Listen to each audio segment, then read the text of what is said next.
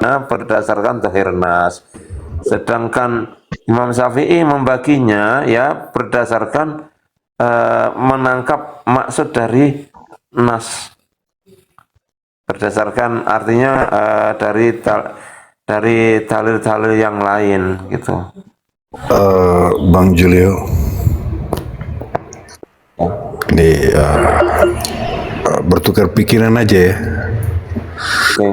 Iya, jadi itu tadi saya nyimak ya, masalah bid'ah. Kalau sujudnya 3 kali ndak boleh ya. Iya. Ini pertanyaan aja nih, saya coba bertukar pikiran ya. Di mazhab mana yang ketika takbir lepas tangan ndak taruh di antara dada dan pusat ya? Di mazhab mana? Yang takbirnya lepas, tangannya lepas. Oh iya. Imam Malik. Imam Malik ya. Memang itu ada perbedaan ya. Maksudnya waktu i'tidal ya? Ya, enggak, waktu takbir itu kan. Kalau kita di mazhab Syafi'i itu kan Oh iya. di fisudur adur kan, di antara dada dan perut ya, dengan pusat ya. Kalau di mazhabnya Imam Malik itu tangan diangkat dilepas ya. Saya tahu mazhab Hanafi itu tangan dilepas itu. Oh, mazhab Hanafi ya, berarti saya yang salah. Iya. Mazhab Hanafi Mazhab itu. Imam Hanafi. Iya. Lepas ya. Dilepas gitu. Mungkin saya belum tahu kalau yang mazhab Maliki ya. Yang saya tahu mazhab Hanafi dilepas. Iya, tangan di dada, di atas, di pertengahan, di samping dan dilepas ya. Iya. Kan 4 mazhab ya, dengan caranya masing-masing ya. Iya. Itu kalau yang lepas itu gimana bang? Kalau menurut pendapat abang? Belum ini ya, saya belum membaca sampai jauh di perbedaan-perbedaan itu ya. Saya baru di perbedaan-perbedaan yang misalkan di dada ya, terus di ini ya di bawahnya dada itu ya. Di samping dan ada yang lepas. Iya, saya belum tak, cuman saya mendapati memang itu ada istilah. Iya, jadi artinya apakah ini bid'ah begitu? Assalamualaikum. Waalaikumsalam warahmatullahi wabarakatuh. Izin masuk nggih. Ya, monggo. Julio nggih. Oh iya, selamat bertemu lagi. Mohon untuk mungkin Bang Santri siapa nih bisa menjelaskan itu. Nggih. Ya Opik juga ini. Kalau ada Bang Kuclo ini mungkin ya kita saling melengkapi lah ya. Nggih. Ngapunten tentang peletaan tangan nggih. Peletaan tangan atau keadaan tangan ketika berdiri atau i'tidal. Bukan i'tidal atau lebih justru atau takbir. Iya. Takbiratul ihram itu ketika ditanyakan apakah itu bid'ah, itu enggak ada bid'ah itu. Cuma tentang adab saja gitu. Kalau tentang adab ini kesunahannya, ini kan kesunahan dari segi adab gitu. Maka yang lebih baik itu adalah menyedekapkan, kemudian berada di antara dada dan pusar gitu. Itu yang sunnah. Tetapi ketika dilepas atau kemudian meletakkan dekapan ini miring ke kanan atau ke kiri, ini nggak akan mempengaruhi hukum sholatnya begitu, sehingga tidak ada bid'ah di situ. Ya, jadi maksud saya itu apa yang tidak pernah dilakukan Nabi dianggap bid'ah ya.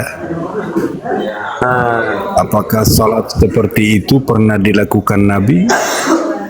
Nah, ini berarti kan penyelisihan, penyelisihan kepada sunnah, tidak melakukan sunnah itu bukan berarti bid'ah, kan ngoten.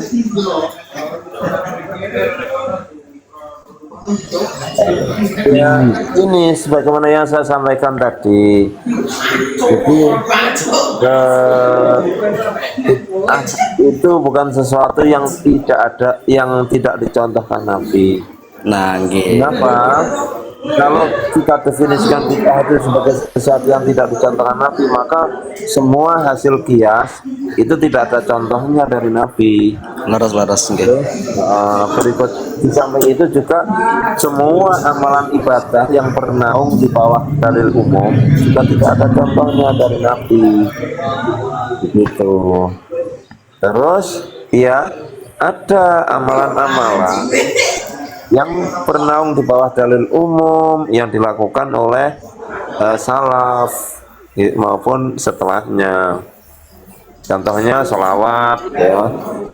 Para sahabat generasi salaf ada yang membuat sholawat dengan redaksionalnya sendiri, yang di mana itu tidak dicontohkan Nabi. Akan Itu juga tetapi bukan bid'ah karena bernaung di bawah dalil umum. ya dalil sholawat itu, dalil sholat umum, dalil umumnya adalah perintah sholawat secara umum. Nah kemudian tentang bagaimana nanti sholawatnya itu akan dikasih apa, kan sholawat itu kan apa itu secara lugah, doa, doa begitu. Nah di dalam doa ini, dalam sholat ini nanti akan ada sisipan-sisipan harapan, yang berbeda-beda. Tapi ketika itu nanti ada redaksi sholawat, ya tentunya itu sudah sholawat lah gitu. Sehingga penambahan harapan, penambahan kalimat di dalam sholawat itu sendiri itu bukan menjadi bid'ah. Assalamualaikum warahmatullahi wabarakatuh. Assalamualaikum warahmatullahi wabarakatuh. Ini Yai Opik belum ngasih statement apa-apa nih dari tadi. Sebetulnya ini kan maudhu'nya ini ya tentang Maulidun Nabi ya, karena ini berkaitan dengan satu Rabiul Awal gitu. Bang Saladin, jadi artinya tadi Bang Saladin katakan ketika kita berbicara ini ada saudara-saudara kita yang tidak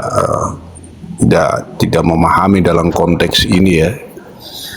Ketika dia berpaham Al-Quran dan Sunnah, terlepas daripada itu mereka nggak berpegang ya. Tapi salihus salih.